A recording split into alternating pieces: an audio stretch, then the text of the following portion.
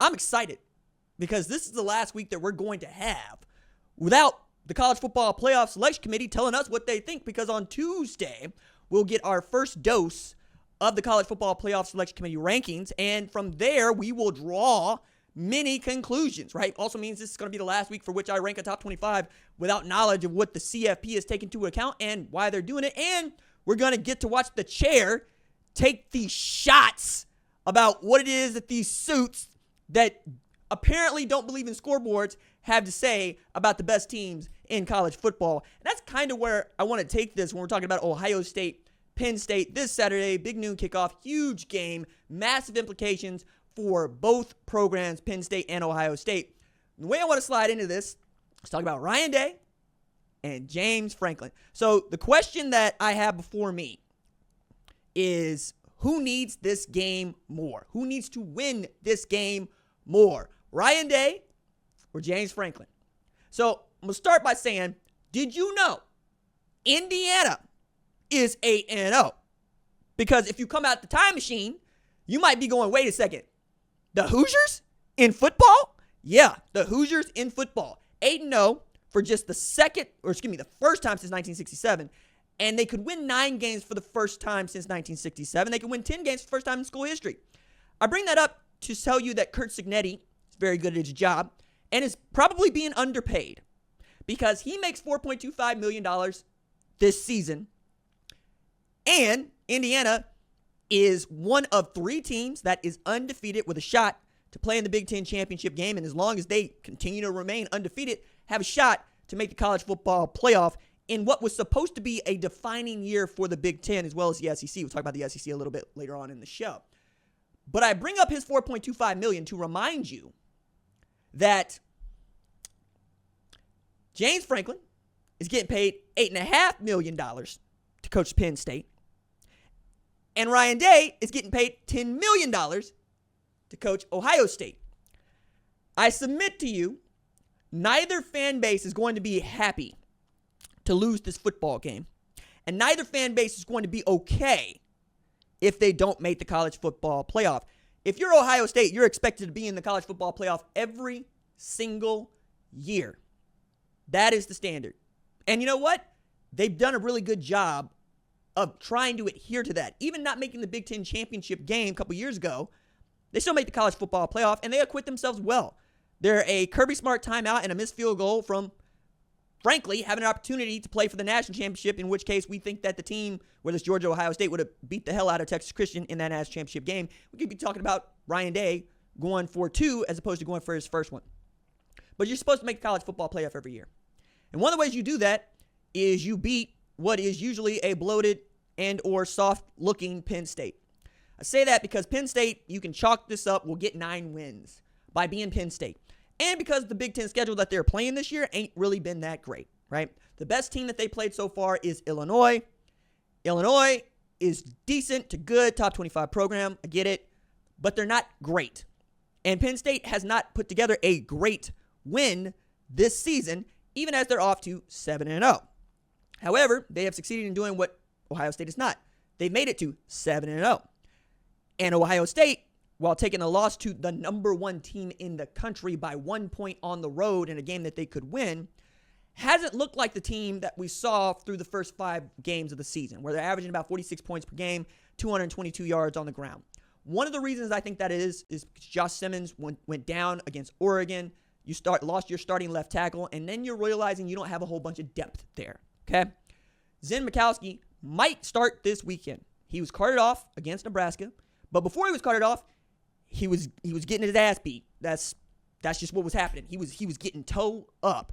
And then you have to slide Donovan Jackson, who's an All-American guard, to tackle, which means you got 3 guards on one side of the line of scrimmage, which means you're asking me, Penn State, Tom Allen, defense coordinator, to line up and just try to beat the hell out of the left side of your offensive line.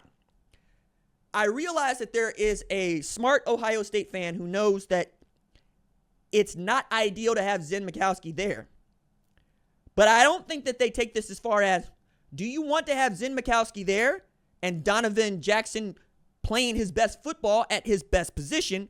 Or do you want to have Donovan Jackson playing mediocre football to bad football at left tackle while you slide in a left guard that has just 2 starts and ain't shown enough to where you want to sub anybody out. It's not a great bunch of choices here, guys. That's what I'm trying to tell you. It's like most presidential elections. You're choosing the person that offends you the least, right?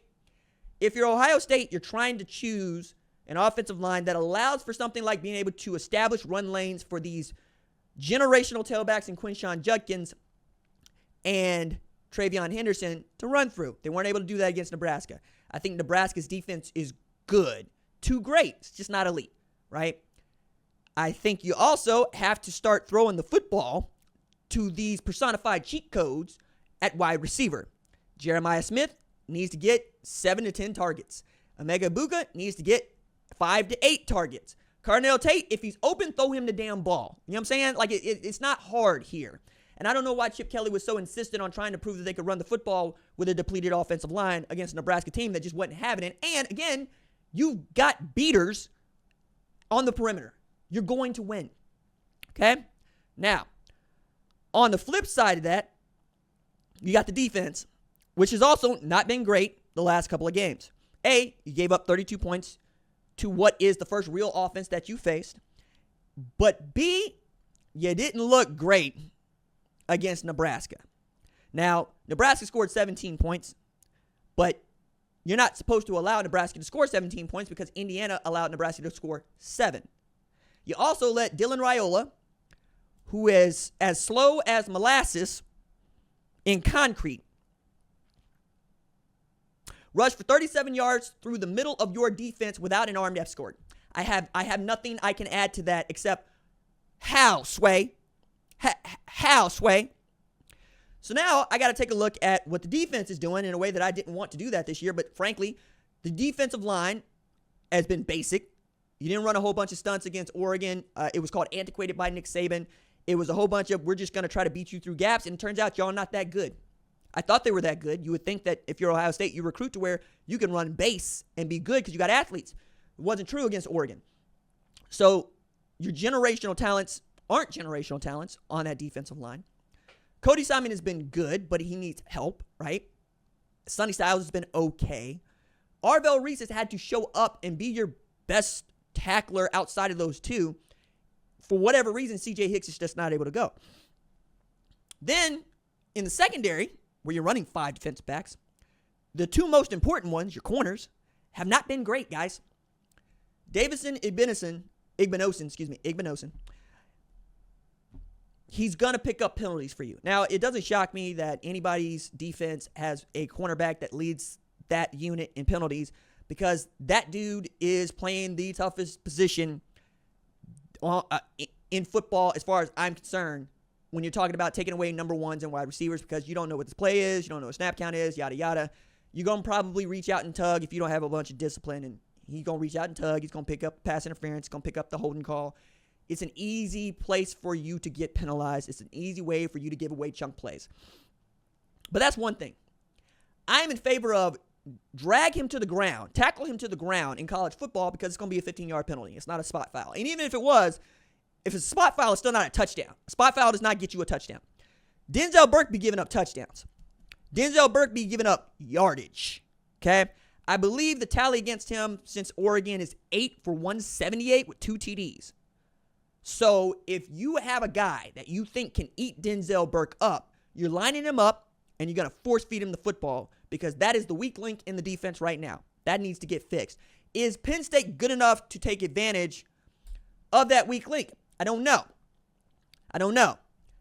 I haven't seen from Drew Aller that he can.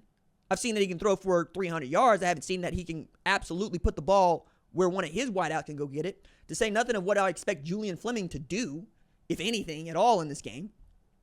But you also have Tyler Warren. And if you think Tyler Warren can make up for a Drew Aller misfire mistake, put him out there on wide receiver, let him eat, right? But that's not going to be what Penn State does. What Penn State's going to try to do is run the football because Ohio State has demonstrated that you can run the football in them if you are a top 10 team.